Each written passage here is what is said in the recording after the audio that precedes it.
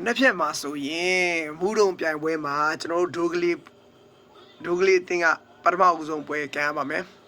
အဲ့ဒီပထမအဦးဆုံးပွဲကလည်းအနိုင်3မှရတာပြီဖြစ်တဲ့ငိမ့်ညံရေးတင်းနဲ့ကမ်းရမှာပါ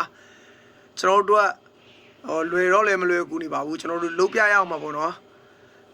ဆိုတော့အင်ရှင်တင်းနဲ့ကျွန်တော်တို့ကမ်းမှာဖြစ်တော့ကျွန်တော်တို့ညီကိုတွေဘယ်လောက်ထိလုံးပြနိုင်မလဲဆိုတော့ကျွန်တော်တို့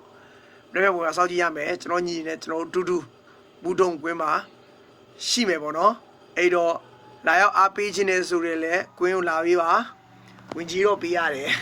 ဝင်ကြီးလည်းပေးရဆိုင်ငယ်ကြီးလည်းပေးရတယ်เนาะကျွန်တော်လည်းမရပါဘူးကျွန်တော်နဲ့နေမှပဲရပါတယ်ကျန်တဲ့နေ့ဆိုရင်တော့ဘယ်သူပဲလာဝင်ကြီးပေးရပါဆိုင်ငယ်ကြီးပေးရပါတယ်ဒါလေးကကျွန်တော်ပြောတာပါအကယ်၍မလာနိုင်ဘူးဆိုရင်လည်းကျွန်တော် YouTube ကနေကျွန်တော် live လွှင့်ပေးဖို့အတွက်ကျွန်တော်ညီလေးတယောက်ခေါ်ထားပါတယ်အဲ့ညီလေးရမယ်ဆိုကျွန်တော် live လွှင့်ကျွန်တော်အောက်မှာဗျာ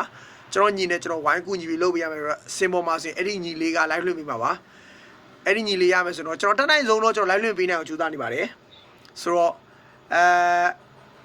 ကွင်းထဲမှာလာအားပေးလို့လည်းရတယ်မလာနိုင်ဘူးဝေးလို့ဘာညာဖြစ်လို့ဆိုလဲကျွန်တော် live ဒိုကလေး YouTube channel မှာလာရောက်အားပေးလို့ရပါဗျကျေးဇူးပါဗျမနေ့ပြန်ကောင်းဆုံးလုပ်မယ်